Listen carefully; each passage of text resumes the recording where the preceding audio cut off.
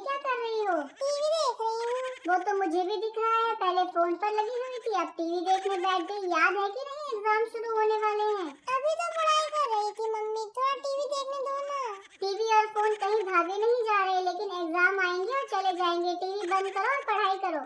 जब देखो मेरे पीछे ही पड़ी रहती हो। मैं तेरे पीछे नहीं पढ़ूंगी ना बेटा, तो तू इस जमाने में पीछे रह जाएगी।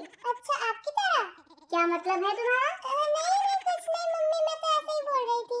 ऐसे तो कुछ नहीं बोलती बेटा तू, तेरे सारे मतलब मैं अच्छे से जानती हूँ। तुम्हारे सारे सब्जेक्ट का सिलेबस की रिवीजन कर ली क्या तुमने? नहीं मम्मी, वो अभी सारे सिलेबस को रिवाइज नहीं करा, थोड़ा सिलेबस अभी रहता है। और तुम बैठकर टीवी और फोन देख रही हो? मम्मी ऐसे में पढ़ाई क्यों करती रहती हो? मैं पढ़ के बोर हो रही हूँ। बेटा पढ़ाई सबको बोर लगती है, लेकिन करनी पड़ती है।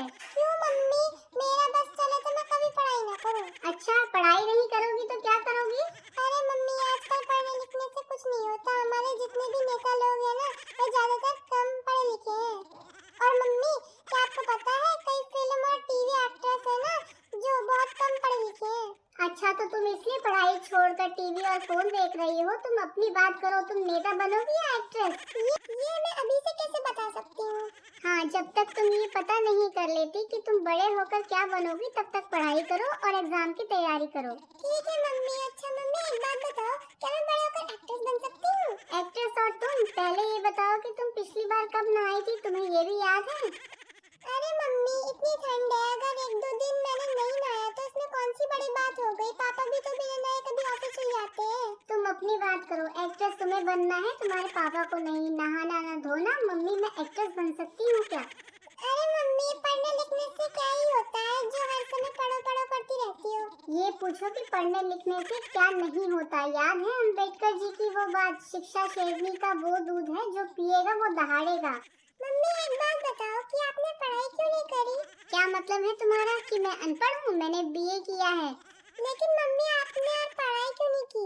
बात तो तुम एकदम ठीक कह रही हो बेटा, मुझे और भी पढ़ाई करनी चाहिए थी। मुझे याद है कि तुम्हारी नानी भी मेरे पीछे पड़ी रहती थी, पढ़ ले पढ़ ले।